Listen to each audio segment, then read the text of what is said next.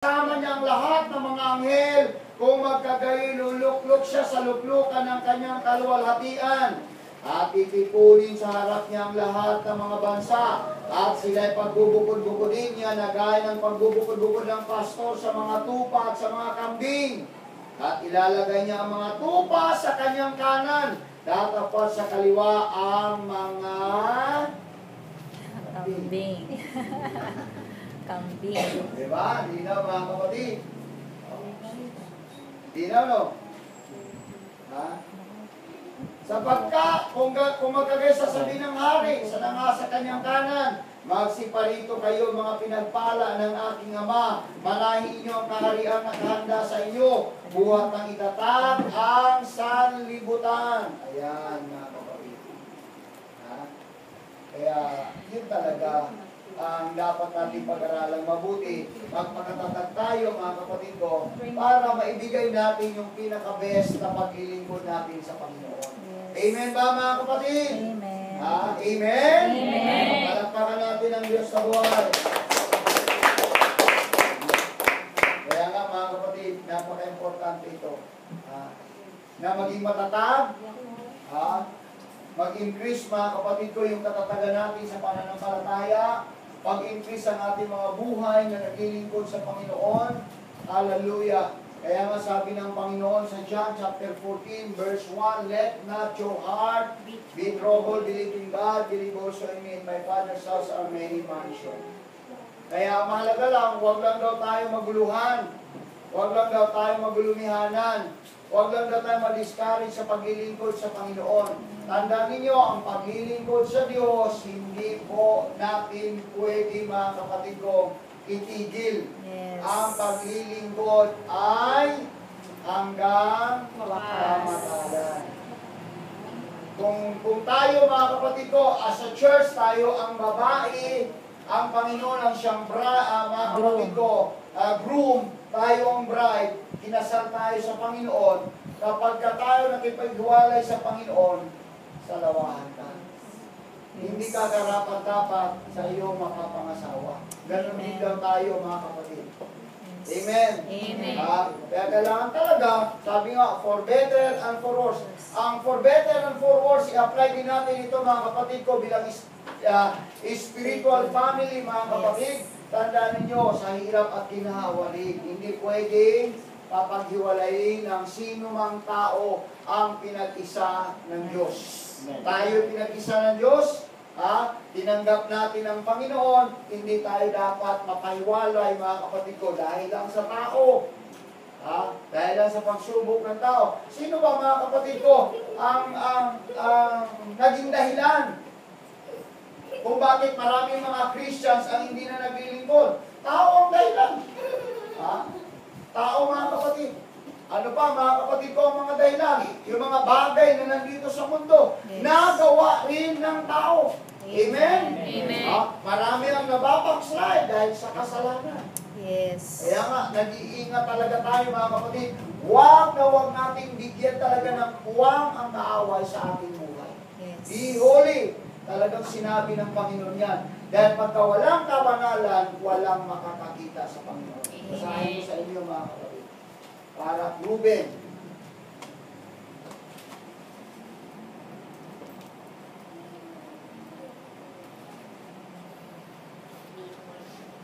Hebrews chapter 12 verse 14. Sundin ninyo ang kapayapaan sa lahat ng mga tao at ang pagpapakabanal na kung wala ito'y sino man ay di makakakita sa Panginoon. Yan. Diba mo? Tutuloy ko Verse 15. Napakaingatan na baka ang sino may di makaabot sa biyaya ng Diyos. Baka kayo bagabagi ng anumang ugat ng kapaitan na sumisibol at dahil dito'y mahawa ang marami. Baka magkaroon ng sino mang mapakyapid o mapaglapastangan gaya ni Esau na isang pinagpinggang pagkain ay pinagbili ang kanyang sariling pagkapanganay. Ayan, mga kapatid. So, ang keyword is holiness. kabanalan, mga kapatid. Pag-iingat talaga, mga kapatid ko. Hallelujah. Sa buhay na ito. Kasi kung ang Diyos maraming inihandang mga pagpapala, ang demonyo marami ring inihandang pain para tayo matukso. Amen. Para tayo madaya, mga kapatid. Amen? Amen. Sa totoo lang, mga kapatid, anong naging dahilan kung bakit si Eva, mga kapatid ko, sa kabila ng pagsalita ng Panginoon sa kanya, ay hindi niya, mga kapatid ko, inintindi ang sinabi ng Panginoon. Ang tukso kasi, mga kapatid ko, number one, nakakabingi yan. Mabibingi ka. Pag pinayuhan ka, natutokso ka na, hindi ka na makikinig, yan, nabibingi ka. Pangalawa, nakakabulag yan. Mabubulag ka na. Hindi mo na alam, mali na pala yung ginagawa mo. Kasi nabulag ka na eh. Sino ang bumubulag? 1:8:44. John 8:44, ang amang nandito sa sanlibutan. Yes. Mabulag ka na, hindi mo na alam ngayon ang kagandahan at kabutihan ng Panginoon. Wala ka ng pakintindihan, hindi mo na intindihin, mga kapatid, kasi nabulag ka na. Kaya pagdating ng kamatayan, maraming hindi nakatanggap sa Panginoon na nabulag at nabingi, mga kapatid. Ayaw pakinggan ang pangangaral ng salita ng Diyos, ayaw intindihin, mga kapatid ko. Kaya bingi na, nabulag pa, mga kapatid ko, kaya nalaglag sa hukay. Amen? Amen. Hindi naman nalaglag sa langit eh. Kundi nalaglag sa hukay. Pagka hindi na nakikinig, mga kapatid. Yun na yung deception. Dahan-dahan ang dinaya. Si Esau, bakit siya nadaya, mga kapatid? Hindi niya inintindi yung kanyang birthright, yung kanyang karapatan bilang isang panganay. Kasi nabulag na siya, nabingi pa siya, mga kapatid. Anong sabi niya? Bulag na siya, mga kapatid. Hindi niya inintindi yung kanyang pagkapanganay, nabingi pa. Bakit? Tinakausap na siya. Eh, binaliwala niya yung kanyang pagiging isang Kristiyano. Kaya, pagkatapos so, nagsisi siya. Hirap ang kanyang buhay. Yan totoo, mga kapatid. Amen? Amen. Kaya nga dito, mga kapatid, kailangan lang na mag-increase yung ating katatagan, ating pananampalataya, kasi mayroon ding ministro ng kamalian. Amen. Mayroon ding ministro, mga kapatid ko, ng deception. Kung mayroong ministro ng kaliwanagan, mayroon ding ministro ng kadiliman. At ang lahat ng sumusunod sa ministro ng kadiliman, yun yung mga nadadaya, mga kapatid. Anong sabi? Basahin natin. 1 John chapter 2. Nandito yan lahat sa sanlibutan. Wala yan sa langit. Nandito lahat yan. 1 John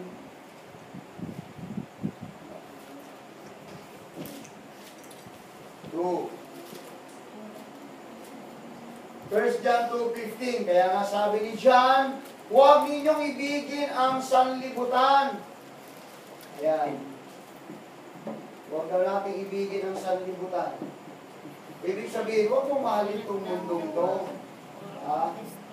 Huwag kang manatili rito. Hindi ito sa'yo. Hindi ito sa'yo. Huwag mo raw ibigin ang sanlibutan. Ni ang mga bagay na nasa sanlibutan. Kung ang sino man ay umiibig sa sanlibutan, ay wala sa kanyang pag-ibig ng Ama, sapagkat ang lahat ng nangasasanglibutan, ang masamang pita ng laman, ang masamang pita ng mga mata, at ang kapalaluan sa buhay ay hindi mula sa Ama, kundi sa sanlibutan. At ang sanlibutan ay lumilipas, at ang masamang pita niyaon, datapwat ang gumagawa ng kalooban ng Diyos ay nananahan magpakailanman. Mumuti ko, mga anak, ito ang huling oras at gaya ng inyong narinig na darating ang Antikristo. Kahit ngayon ay lumitaw ang marami ng Antikristo. Kaya nga nalalaman natin na ito na ang huling oras. Amen. Ibig sabihin, mga kapatid ko ng Apostle John, hallelujah, dumating na ang mandaraya sa mundo ito. para dayain ang lahat ng tao, ang sangkatauhan, mga kapatid, na walang Diyos. Huwag kayong maniwala sa Diyos. Sa akin kayo maniwala. Aaliwin ko kayo. Yan. Pagka maraming naniwala sa demonyo, ayan, yung tukso, kalayawan, kaya tingnan mo ngayon sa Boulevard of Broken Dreams. Hallelujah. Yung mga babae dyan, patrabahuin mo ng mabibigat, ayaw. Oh. Tutuwad na lang, mga kapatid, para magkapera agad. Pupunta ka sa Bukawi, sasayaw lang, pera na, instant money, mga Yes. kapatid. Ayaw maghihirap. Kaya yung last of the flesh, kaya ngayon, tingnan nyo, di ba? Yung age ngayon, grabe. Sumagana ang age ngayon, dumami, mga kapatid. Hallelujah. Yung sakit na yan. Ha? Kaya, sabi ko nga, tayo bilang mananampalataya, ingat talaga tayo. Ha? Kasi maraming sisirain, mga kapatid. Pagka ang Kristiyano na tukso, maraming masisira. Alam niyo ba yon? Yes. Hello? Amen. Maraming nasira. Tingnan mo, may mga Kristiyanong lalaki na ang pulis pa rin hanggang ngayon, Kristiyano na. Nakahanap pa rin ng ibang kaaliwan. O di nasira ang pamilya, nasira ang paglilingkod, nasira ang pagiging karapatan bilang anak. Lahat sira. Pati kabuhayan sira. Yes. So, yeah. Samantalang the blessing of the Lord, it Make maketh it rich rich. and yet no Sorrow. sorrow. Yes, amen. Diba? Sira. Mahilig sa babae. Yes. Tanda-tanda na. Di na lang ihampas sa pader yung kanyang mukha. Mukha naman. Tanda-tanda na, maghahanap pa rin. Diba? Kilala ko ba yun? Kaya wala. Ano nangyari? Sira buhay, sira kabuhayan, sira pamilya, sira lahat. Pati yung tapos sabihin pupunta ng langit. Sabi ng Panginoon, be holy. Magpakabanal kayo sapagkat ako'y banal na tumawag sa inyo. Amen? Amen. Ha? Napaka-importante yung mga subject na ito, mga kapatid. Yes. Yung iba kasi takot ipangaral, mga kapatid ko. Lalo na pag pinag-usapan yung kasalanan, ba't ako matakot mangaral patungkol sa kasalanan? Kaya nga, ang isang mangaral, takot mangaral patungkol sa kasalanan, gumagawa ng kasalanan. Amen. Yun yung totoo. Magtanong kayo.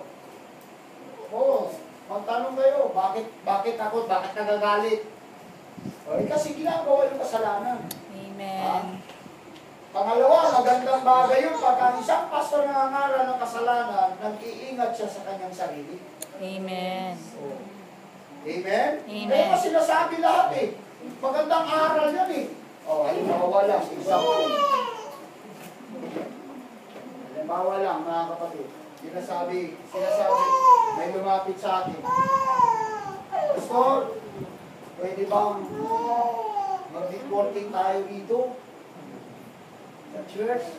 May mga herbal ako. Sabi ko, bawal na sa amin ang reporting. Bakit ko nasabi yun? Kasi pinangarap ko. Yes. Gusto mo magtinda na lang tayo. Ako muna ang bibili, obserbahan ko sarili ko, kung maganda yung iyong produkto. Pag maganda, i-offer ko yan sa mga kapatiran, pero hindi networking. Yes. Kundi para makatulong sa katawan ng mga matataba kong kapatiran. Tataba. Diba? Yung mga laging may sakit na mga kababaihan na mayroong gamot eh. Yun. Pero sabi ko, never na pumasok ang networking. Bakit?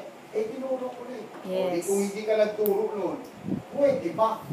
Yes. Yung sinasabi ko, pag takot ka magturo, ginagawa mo. Yes. Amen? Amen. Kaya ako mga kapatid, from Genesis up to Revelation, pag-uusapan natin. Hindi ako Yes. matatakot. Ngayon, i-check mo yung buhay ko kung saan ako pumupunta. Para malaman natin. Ha? Ikaw. Kahit nga makadaan ako ng kapatirang babae doon sa Mountain View, di ko nga sinasakay. Bakit? Tinuturo ko rin. Yes. Tapos, ang dali na dito. Nag-iisa lang. Ha? Kaya nga ako, di ko talaga pinapahintulot na magsama, isang lalaki, isang babae, maglalakad kung saan-saan. Kasi delikado. Kahit matanda ka yan. Pwede mo din batan, bakit? Mabubulag ka. Wag, kahit matanda na, kahit Guwapo pa rin yun. Bakit?